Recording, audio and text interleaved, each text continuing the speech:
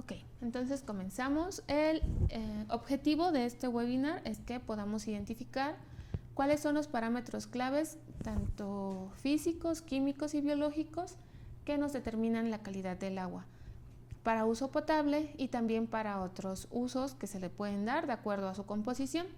Y también es muy importante que podamos conocer cuáles son los equipos que tenemos en HANA para estas determinaciones.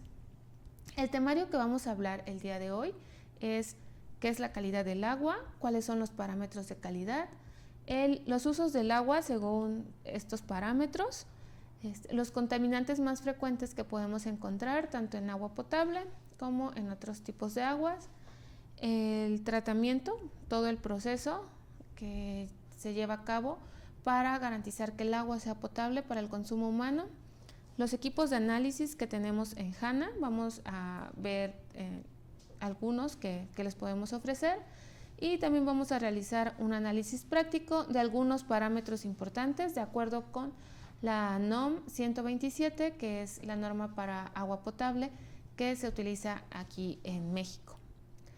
Y al final del webinar vamos a responder sus preguntas, vamos a dar respuesta a las preguntas que ustedes tengan. Lo primero es identificar qué es la calidad del agua. En sí es un término que nos va a describir todas las características, tanto físicas, químicas y biológicas, y que le van a dar al agua ciertas propiedades para distintos usos, ya sea en el suministro de agua potable, para el abastecimiento doméstico e industrial, para la producción de alimentos o para un uso recreativo. Esta calidad del agua se puede ver afectada por diversos factores, tanto antropogénicos como procesos naturales. Un ejemplo de un factor antropogénico es, provienen de las actividades que realiza el hombre, y un ejemplo puede ser las descargas de aguas residuales que nos contaminan las fuentes de agua potable o las fuentes de agua dulce, por ejemplo. Y un ejemplo de un proceso natural es son todos los eventos o los acontecimientos naturales que se pueden llegar a presentar, como son las lluvias, y que pueden arrastrar o llevar algunos sedimentos o algunos otros tipos de materias orgánicas a los cuerpos de aguas y pueden afectar la calidad.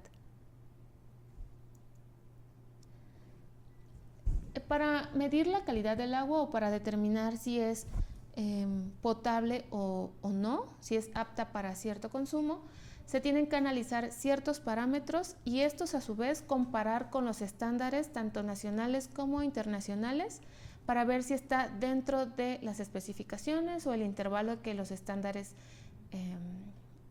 especifican.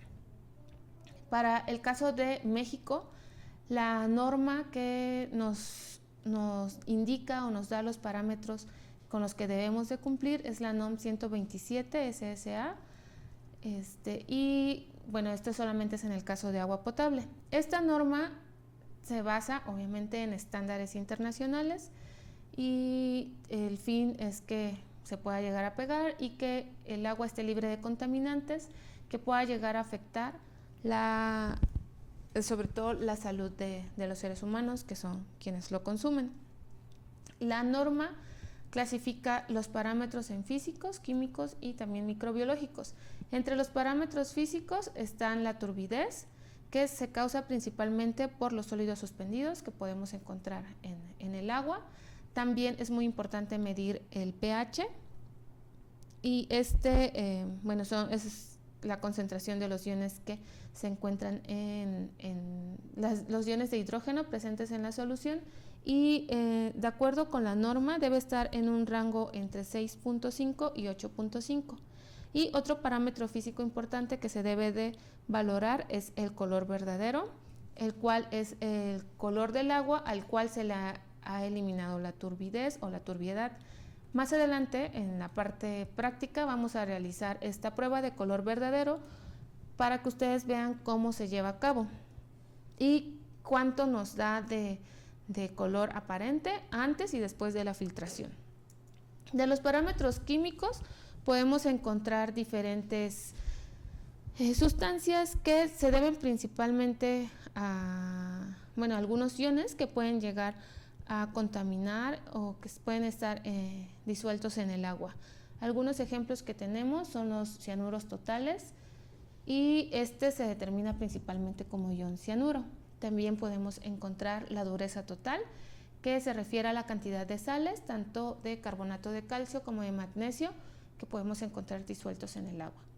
Los fluoruros también, que es un compuesto químico muy importante, que debe de estar en el intervalo permisible, ya que este parámetro puede llegar a ocasionar serios problemas de salud.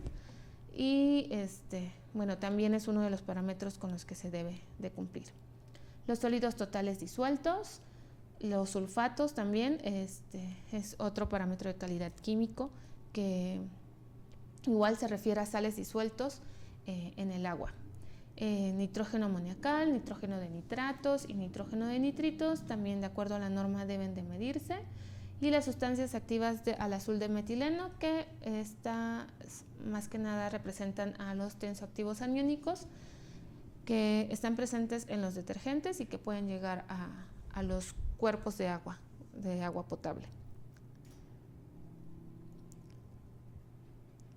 Otros metales, otros parámetros químicos que tenemos también están los metales y los metaloides, como aluminio, arsénico, bario, cadmio, cobre, cromo total, hierro, magnesio, mercurio, níquel, plomo y selenio, que también son muy importantes determinarlos, ya sea por fotometría, espectrofotometría, por HPLC, etc.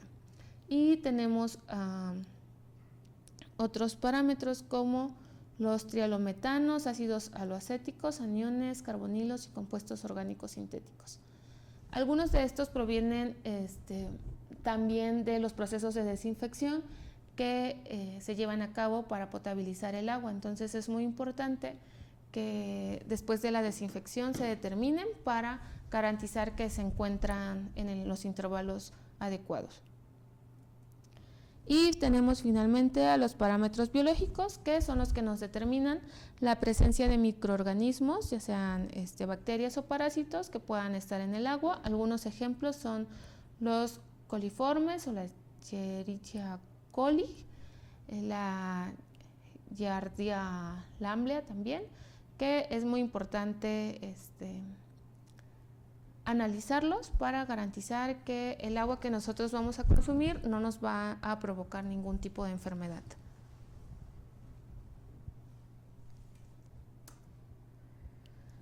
Ahora podemos encontrar diferentes tipos de agua dependiendo principalmente de su composición química.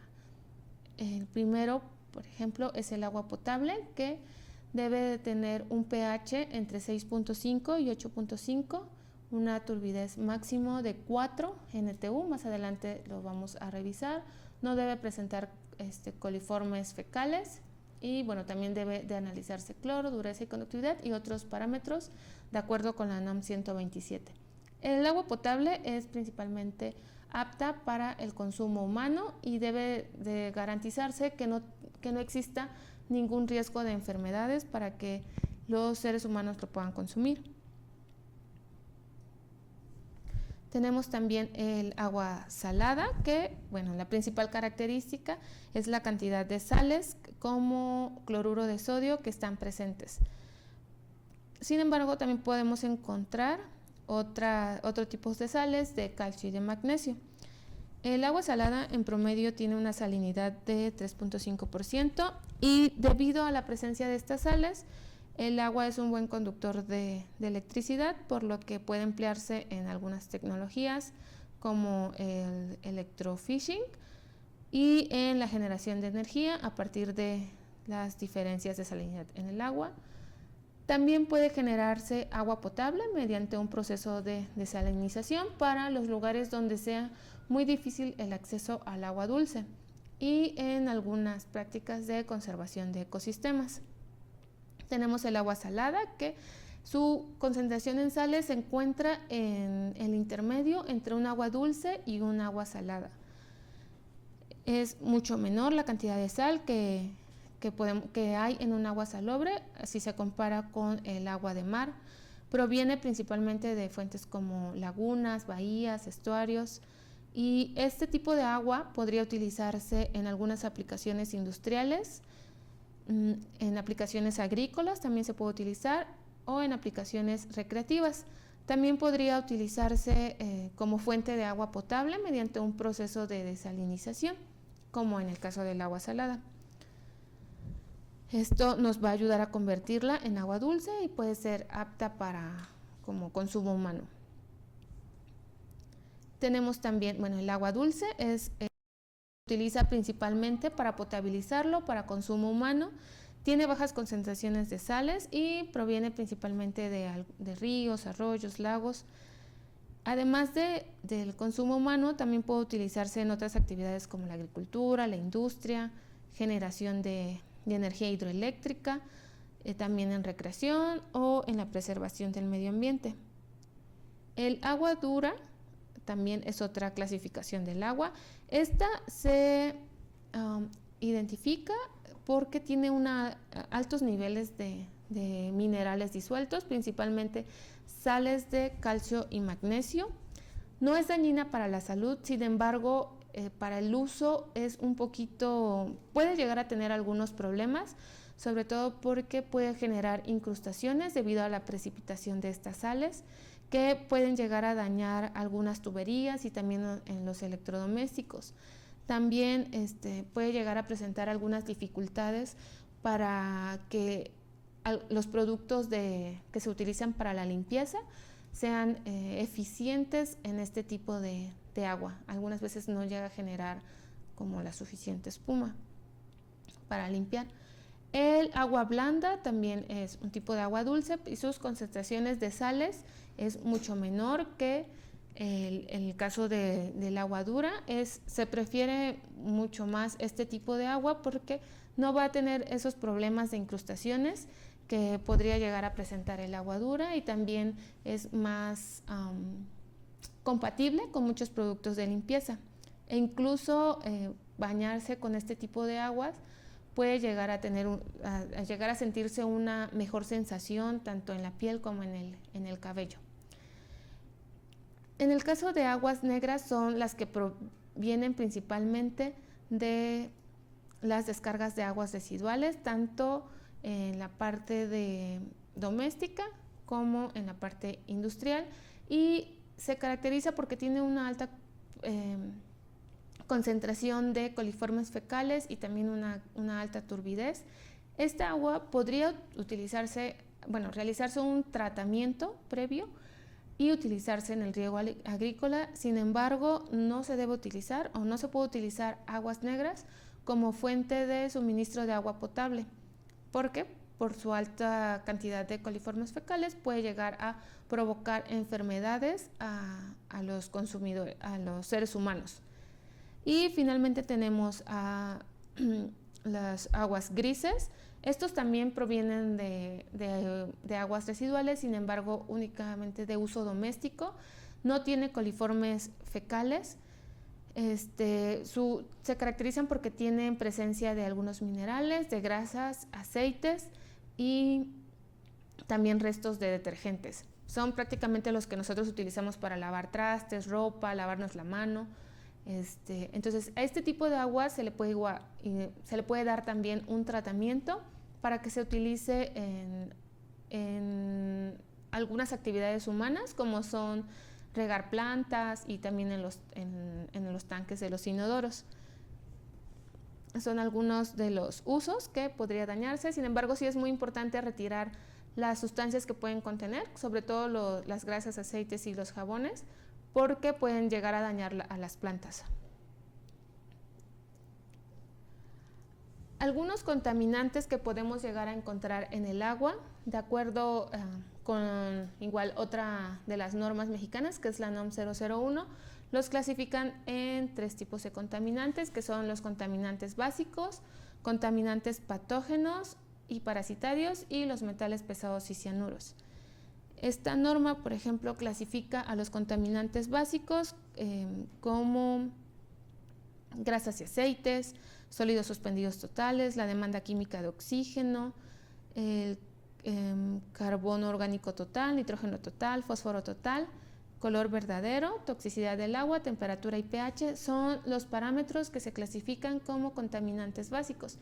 Los contaminantes patógenos y parasitarios son principalmente microorganismos y huevos de parásitos que pueden llegar a causar muchas enfermedades a los seres humanos y están contenidos principalmente en aguas residuales. Y tenemos a los metales pesados y cianuros como el arsénico, cadmio, cianuro, cobre, cromo, mercurio, níquel, plomo y zinc. Estos van a variar en su concentración en los diferentes tipos de agua dependiendo de la fuente de suministro y también de la zona, de la región, etc. Entonces van a variar, pero deben de estar dentro de lo especificado por la norma para que sea apta para el consumo humano.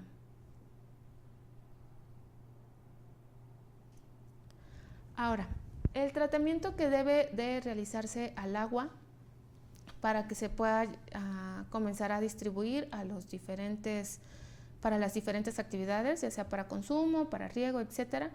Primero se debe de captar el agua, ya sea de un agua superficial, que es aquella la que encontramos sobre la superficie del suelo, a través de los arroyos, por ejemplo, de los ríos, o también puede ser agua subterránea. Esta agua, antes de entrar al proceso de tratamiento, pasa por un pretratamiento que consiste principalmente en colocar una rejilla.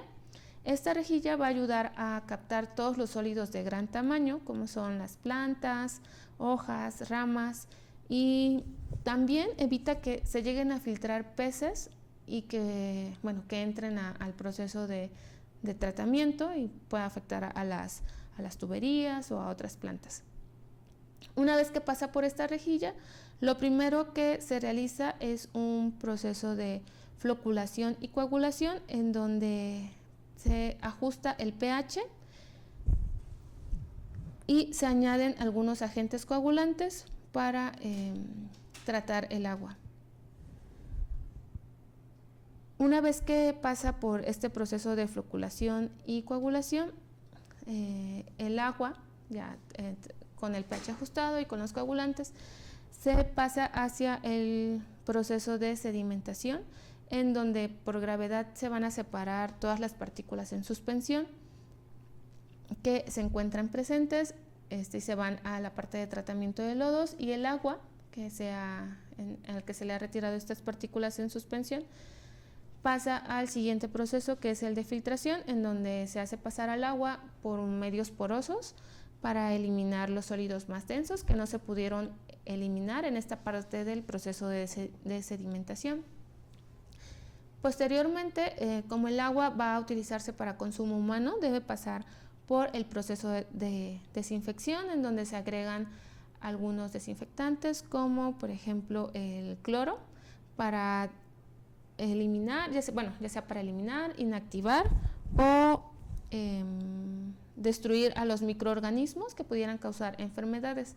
Además del cloro, también se pueden utilizar otras tecnologías, como es el ozono para esta desinfección de cloro, y ya una vez pasado por este proceso de desinfección puede comenzar con la distribución del agua, y es la que nos llega por nuestras tuberías. Ahora, además de los parámetros que ya menciona la NOM 127, HANA Instruments también recomienda que se realicen diferentes análisis en las diferentes etapas del proceso de potabilización del agua. Uno de ellos, por ejemplo, en la fuente de agua se deben de determinar algunos parámetros físicos, químicos principalmente físicos y químicos. Microbiológicos en esta parte tal vez no sea tan importante porque no estamos obteniéndolo de aguas residuales. Entonces, algunos parámetros físicos y químicos que sí se tienen que medir son principalmente el pH, alcalinidad, temperatura, turbidez, conductividad eléctrica, hierro, magnesio y nitrato. Y también si la planta de tratamiento de agua tiene algunas otras necesidades, podría incluir ahí otros parámetros a medir. Esto es en la fuente de agua potable, dependiendo si es agua superficial o agua subterránea. En el proceso de coagulación se recomienda medir el pH y la turbidez, ya que estos van a afectar tanto las propiedades de las partículas en suspensión como a la efectividad de los productos químicos que se utilizan en estos procesos. Entonces, por eso es muy importante mantener el pH y también medir la turbidez. La turbidez además se mide en el proceso de sedimentación y de filtración. En desinfección se recomienda medir igual otros parámetros. Uno de ellos es el pH, cloro libre, cloro total y dióxido de cloro. También, por ejemplo, la Organización Mundial de la Salud recomienda que el valor de ORP sea de 650 milivolts. Este parámetro ORP se refiere al potencial de oxidorreducción y nos mide los agentes oxidantes que pueden estar presentes. Uno de ellos es el cloro. Lo que nos va a indicar este parámetro es la velocidad con la que se inactivan los microorganismos, o sea, la eficiencia de nuestro tratamiento de desinfección. Y para garantizar que esto haya funcionado correctamente, podemos medir el ORP si se encuentra en ese parámetro aproximado de 650 milivolts. Podemos nosotros garantizar que realmente se inactivaron los microorganismos presentes. Y en la parte de distribución es muy importante medir todos los parámetros que se especifican en la NOM 127.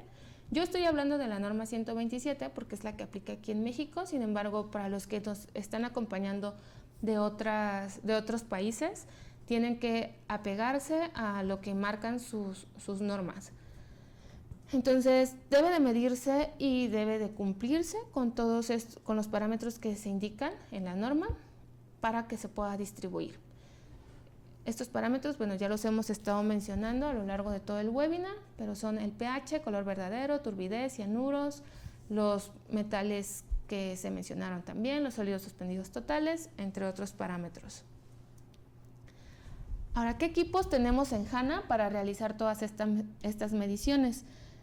En HANA, si ustedes ya conocen nuestro catálogo, tenemos una amplia variedad de equipos de análisis y algunas veces para ustedes es como difícil decidir qué equipo es el adecuado. Aquí les vamos a presentar algunas opciones. Por ejemplo, para la turbidez tenemos los diferentes turbidímetros, tanto de mesa como portátiles. Uno de ellos es el HI 83414, que además de medir turbidez, también nos podría medir cloro libre y cloro total. Trabaja o está diseñado bajo los criterios de EPA y cumpliría con la NOM 127.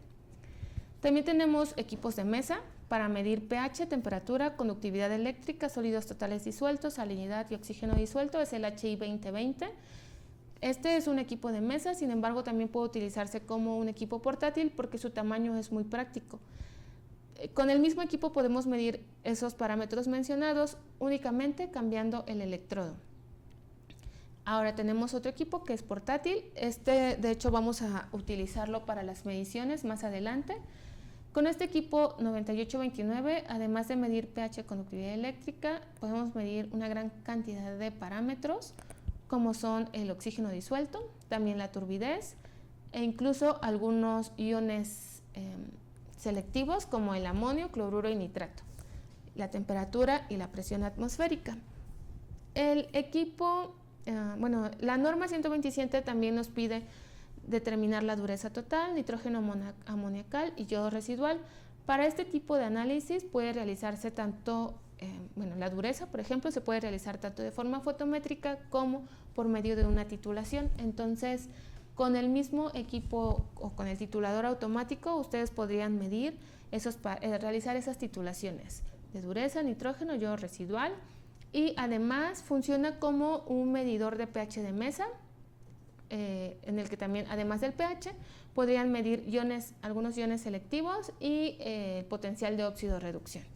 Ese es el HI 931 y es un titulador automático.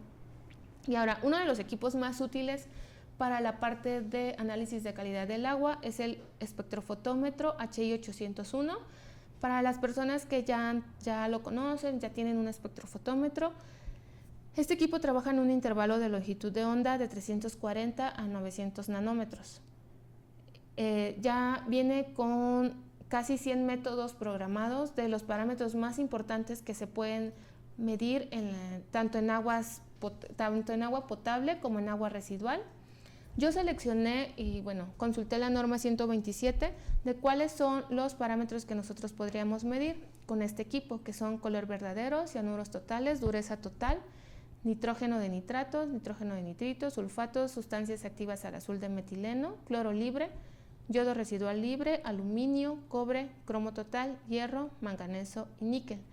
Hay algunos que ya vienen programados en el equipo y otros que podrían programarse. Tienen la capacidad para programar hasta 100 métodos de usuario, siempre y cuando se encuentre dentro de ese intervalo, que son de 340 a 900 nanómetros.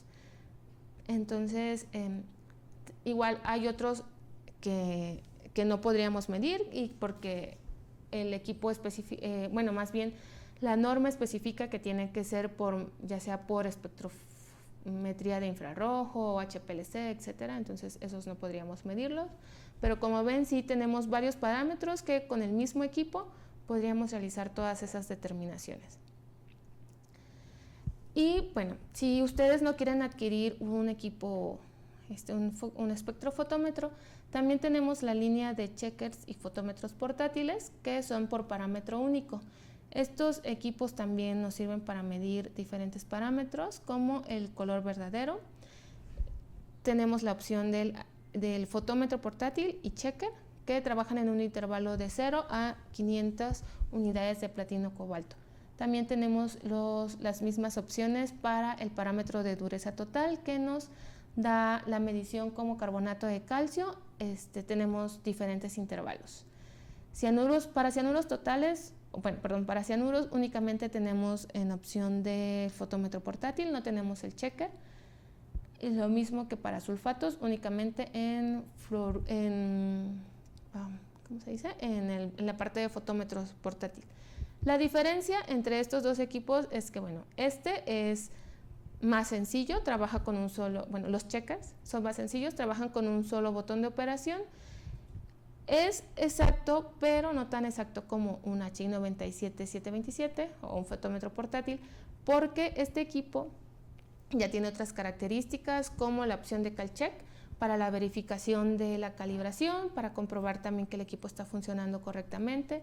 También cuenta con un modo tutorial integrado que nos va guiando paso a paso acerca de lo que tenemos que hacer en todas las etapas del análisis. Es bastante útil, bastante práctico de utilizar, y es una buena opción si únicamente queremos medir cierto parámetro en el agua y no queremos adquirir todo el equipo completo. Estos son los equipos que nosotros tenemos. Vamos a pasarnos a la parte práctica, y al final realizaremos las preguntas y respuestas que hayan tenido a lo largo de este webinar.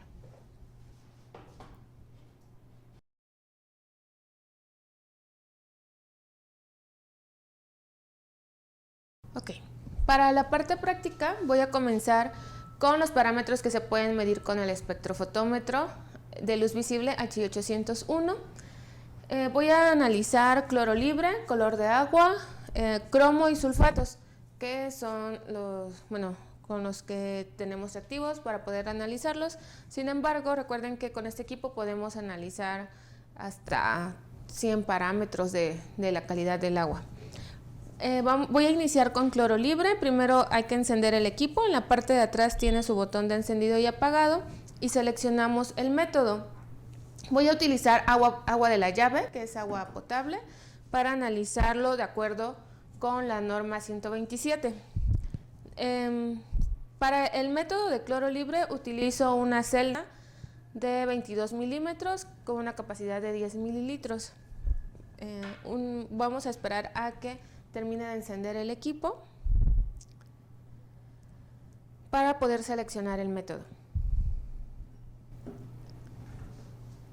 Ok, una vez que ya encendió, tengo que seleccionar el método.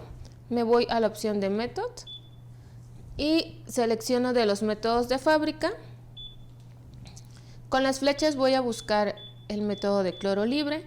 Voy a utilizar, bueno, en el equipo hay programados diferentes métodos de acuerdo a los intervalos de cloro libre que voy a medir. Yo voy a utilizar el de intervalo bajo. La norma pide una concentración de cloro libre máximo de 1.5 partes por millón. El método que tenemos en el equipo cubre desde 0 a 5 partes por millón, entonces este me puede servir. Puede hacerse slow range. LR significa intervalo bajo. Puede hacerse con reactivos en polvo o con reactivos en líquido. Yo voy a utilizar el reactivo de polvo para cloro libre.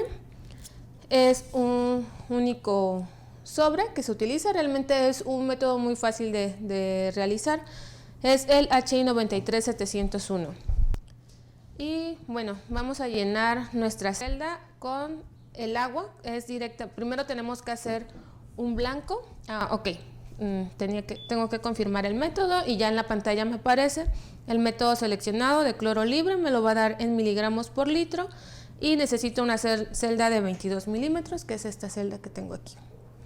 Vamos a llenarla para hacer el blanco con la misma muestra del agua que voy a analizar hasta la marca de 10 mililitros.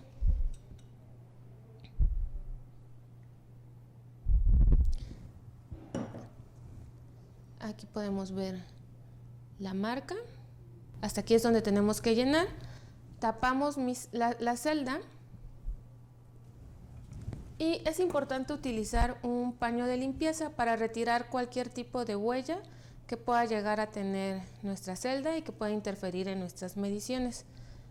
Una vez que hemos limpiado, colocamos la celda con la muestra de agua sin reaccionar en el interior de nuestro espectrofotómetro, cerramos la ventana y seleccionamos la opción de 0. Vamos a esperar a que el equipo haga la lectura y mientras lo realiza vamos a utilizar nuestro reactivo de cloro libre para esta determinación. Aquí en pantalla ya me aparece 0, entonces voy a retirar la celda y a esta misma celda es a la que le voy a agregar mi reactivo en polvo. Los sobres tienen una línea punteada que son las que nosotros vamos a seguir para abrir nuestro sobre.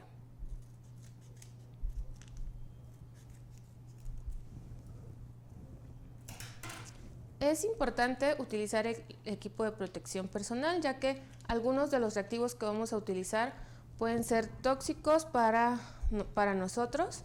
Entonces, siempre hay que utilizar bata, los guantes, lentes e incluso un cubrebocas o algún otro equipo. Una vez agregado todo el reactivo, tenemos que agitar aproximadamente 20 segundos.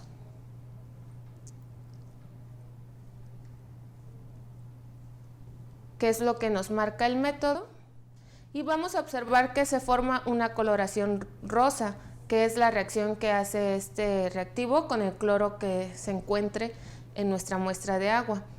Mientras más intenso sea el color, quiere decir que hay una mayor concentración de cloro en nuestra muestra.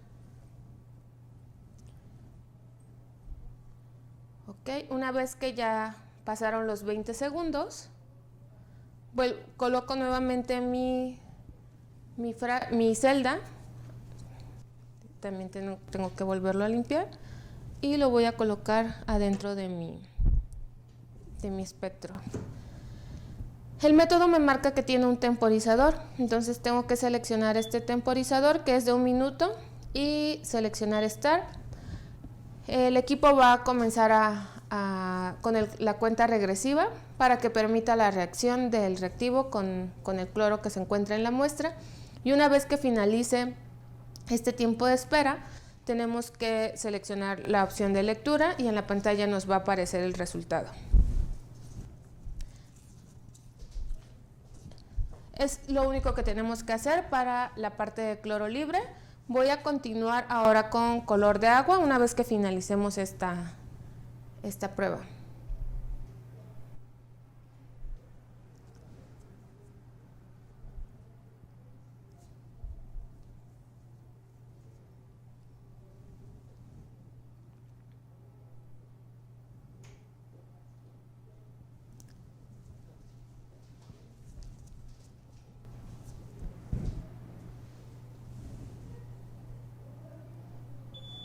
Ok, una vez que finaliza el tiempo, voy a seleccionar mi opción de leer.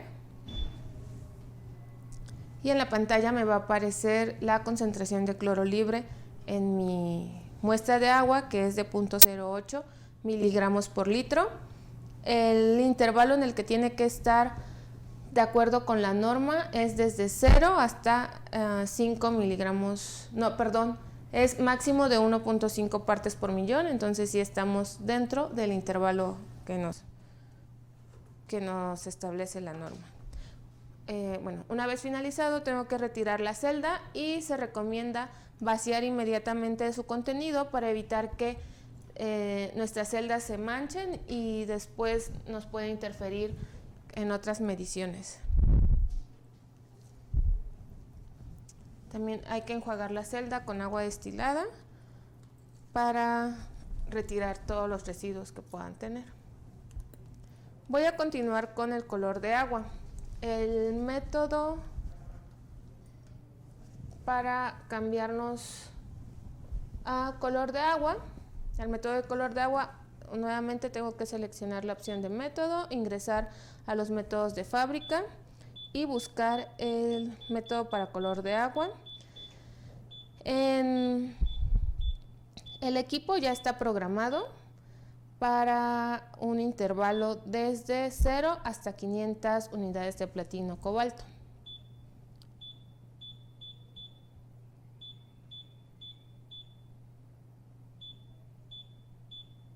Aquí está el color de agua, selecciono confirmar y en la pantalla ya me aparecen estas opciones, que es cloro libre en PCU, que significan unidades de platino cobalto.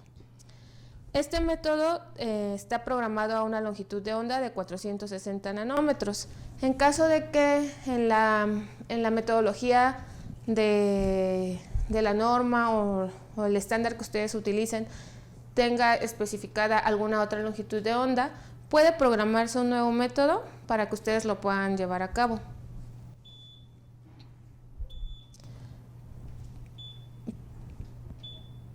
Ok, para el método de color de agua voy a utilizar 3 celdas. Una para hacer el blanco con agua destilada. Otra es para leer el color aparente, que es el color de agua antes de filtrarse. Y la tercera celda, perdón, es para medir el color verdadero, que es el color una vez que ha pasado por un filtro de 45 micrómetros. Perdón, de 0.45 micrómetros.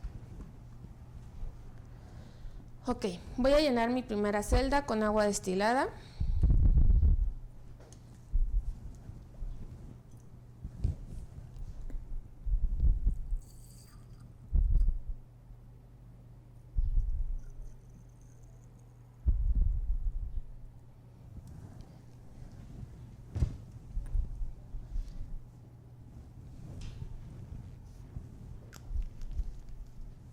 Este método también utiliza celdas de 22 milímetros, entonces van a ser las mismas celdas.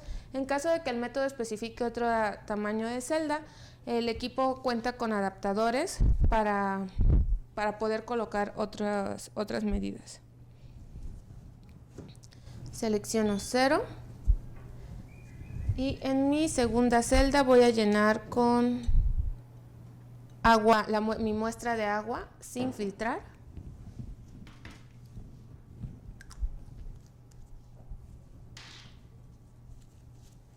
Voy a colocar retiro mi celda con agua destilada y coloco la segunda celda con la muestra sin filtrar.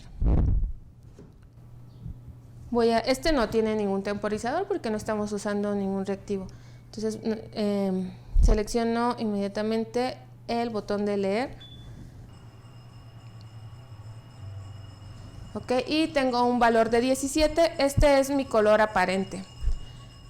Ahora debo colocar una nueva celda con muestra con agua filtrada.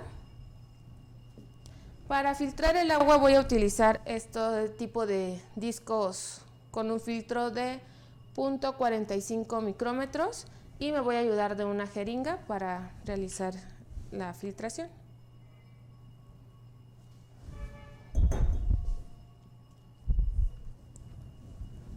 Ok, hago pasar mi muestra de agua por este filtro y la lectura que se obtenga va a ser el color verdadero del agua.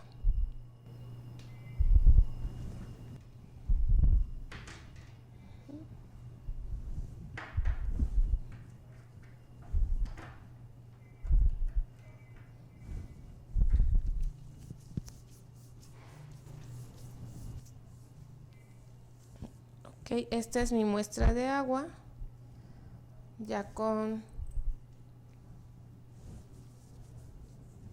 una vez filtrada. Y voy a seleccionar nuevamente el botón de leer. Bueno, esta es la lectura que se obtiene una vez que se ha filtrado. La norma para el color del agua nos especifica que tiene que ser hasta 15 unidades de cobalto. Entonces estamos igual dentro de las especificaciones. Voy a continuar con el análisis de cobre en una muestra de agua. Es muy similar. Igual, en el equipo voy a seleccionar el método de cobre. Este va a ser el de intervalo alto, que abarca desde 0 hasta 5 miligramos por litro. La norma me indica que debemos de tener un máximo de 2 miligramos por litro. Aquí está, cobre de intervalo bajo, y cobre HR significa intervalo alto, entonces lo selecciono. Y lo mismo, el procedimiento para cobre es muy similar al procedimiento para cloro libre. Vamos a utilizar una celda, la cual vamos a llenar con nuestra muestra de agua. Esta muestra de agua va a ser el blanco, es el agua que nosotros obtuvimos del agua potable que vamos a analizar. Va a ser el mismo blanco, lo que vamos a utilizar con el blanco, y después lo vamos a hacer reaccionar con el reactivo de cobre. Tapamos la celda.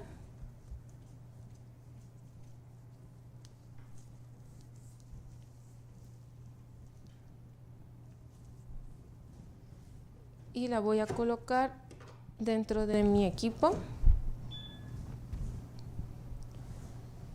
para hacer el cero. Para cobre voy a utilizar el reactivo HI 93702. Hay que tener cuidado porque este reactivo es cancerígeno, entonces siempre utilizarlo con el equipo de protección personal correcto. Entonces este es el reactivo de cobre. Retiro mi celda. Vamos a abrirlo.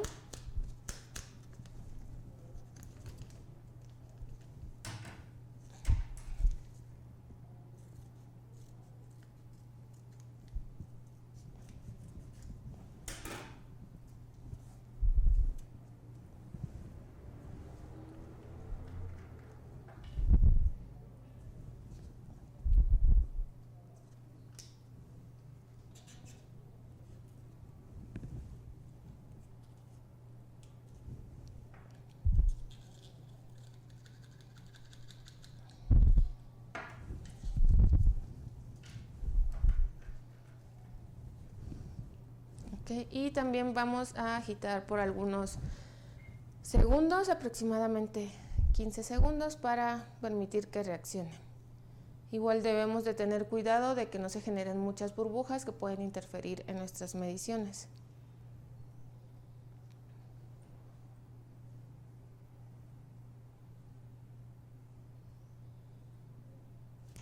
Una vez que ha transcurrido este tiempo, colocamos nuevamente nuestra celda adentro del espectrofotómetro y seleccionamos el botón de leer.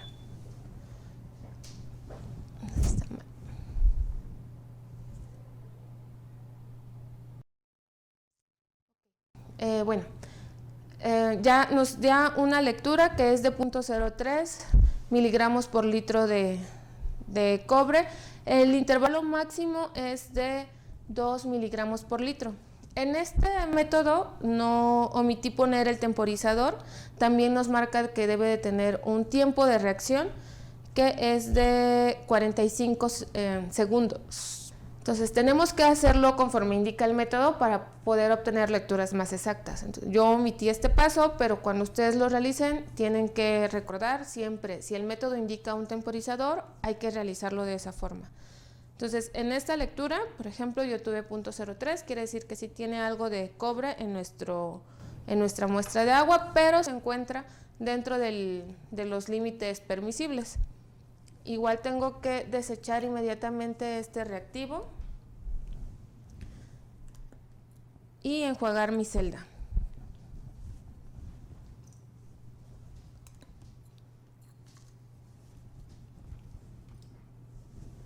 Y finalmente vamos a realizar el análisis para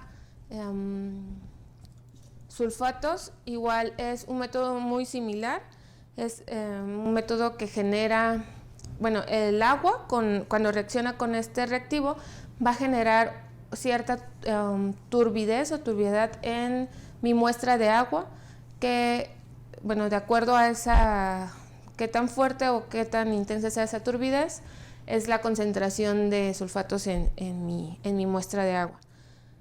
Igual, voy a seleccionar el método de sulfatos. Solamente hay un método que abarca desde 0 a 150 miligramos por litro en el equipo. La norma, la NOM 127, marca o especifica un límite máximo permisible de 400 miligramos por litro. En caso de que la muestra de agua tuviera más de 150, como no es tanta la diferencia, podría hacerse una dilución para poder trabajar con este mismo método. Y si ustedes no quieren hacer una dilución, puede crearse un nuevo método de acuerdo a las especificaciones del procedimiento de la norma, utilizando sus propios reactivos para que abarque todo el intervalo de la muestra que ustedes puedan llegar a tener. El método igual voy a utilizar la misma muestra de agua de la llave que he estado utilizando hasta este momento y lo vamos a llenar hasta la marca de 10 mililitros. Es importante tratar de ser lo más exacto posible porque los reactivos ya están específicos para reaccionar con esos 10 mililitros y así poder obtener lecturas más exactas. Ok,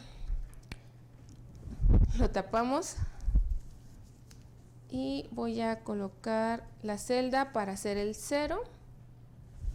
Tengo que confirmar el método. Igual me dice que es con una celda de 22 milímetros, que es la de 10 mililitros. Selecciono 0.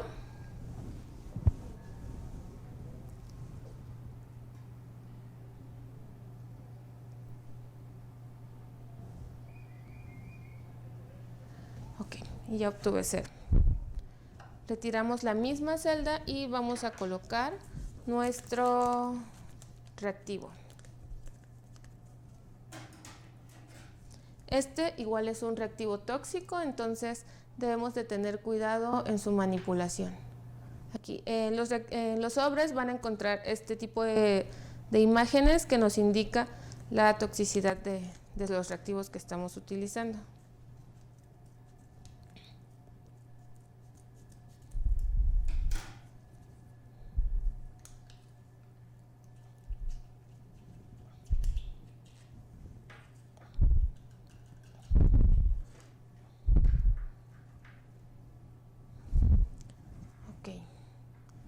Vamos a agitar nuestra celda. Algo de turbidez.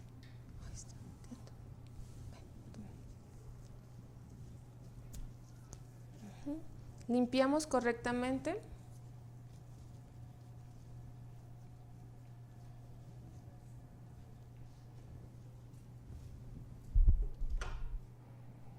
Colocamos nuestra celda adentro del equipo.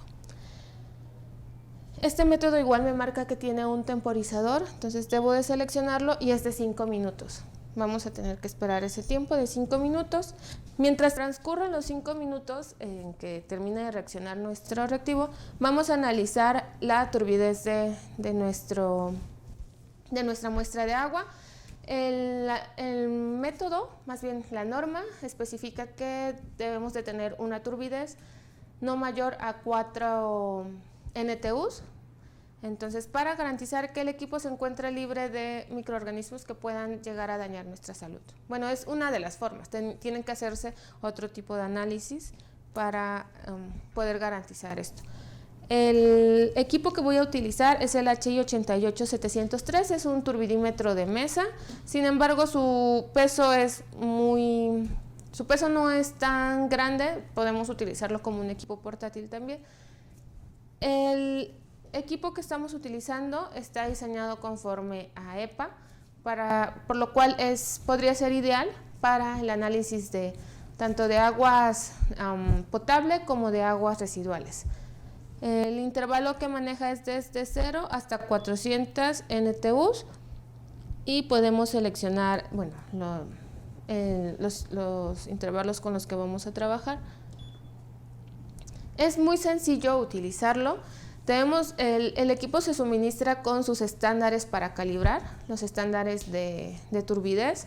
Una vez que ya se encuentra calibrado, nosotros vamos a leer directamente la turbidez en nuestra celda. No me pide realizar ningún blanco, entonces lo voy a leer directamente. Igual utiliza una celda que son las mismas que las que utilizamos con el espectrofotómetro para realizar los otros métodos. Lo llené únicamente con mi muestra de agua de la llave. Tenemos que limpiarlo correctamente. El equipo igual se suministra con un aceite de silicón. Se recomienda colocar una gotita de aceite y pasarla con un paño por toda la superficie de nuestra celda para rellenar las pequeñas rayaduras que pueda llegar a tener y que pueda afectar en nuestras mediciones. Una vez colocado ese aceite, vamos a insertar la celda en nuestro turbidímetro. Cerramos la puerta y seleccionamos la opción de leer.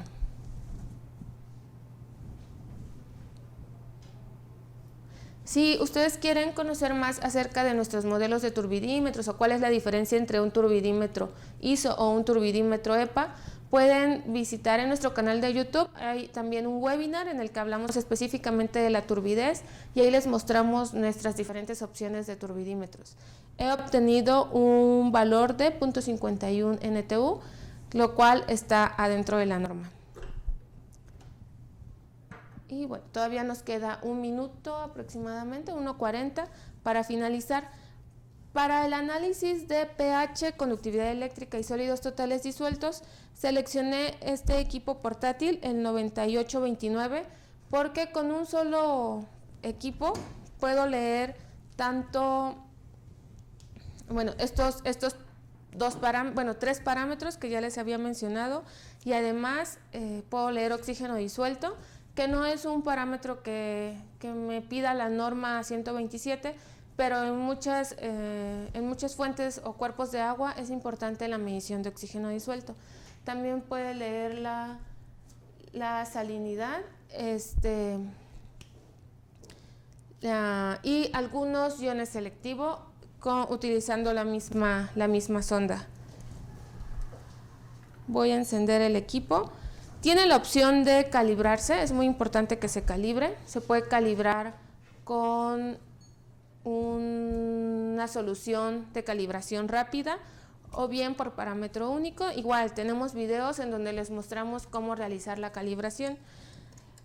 El equipo se suministra con 3 sondas o 3 electrodos. Uno es el de pH, el de conductividad eléctrica, que también me lee sólidos totales disueltos, y el de oxígeno disuelto. Son las 3 sondas con las que se suministra, pero podemos obtener nosotros, bueno, y cambiar las ondas para que nos puedan medir también ORP, que es un parámetro muy importante, y iones selectivo.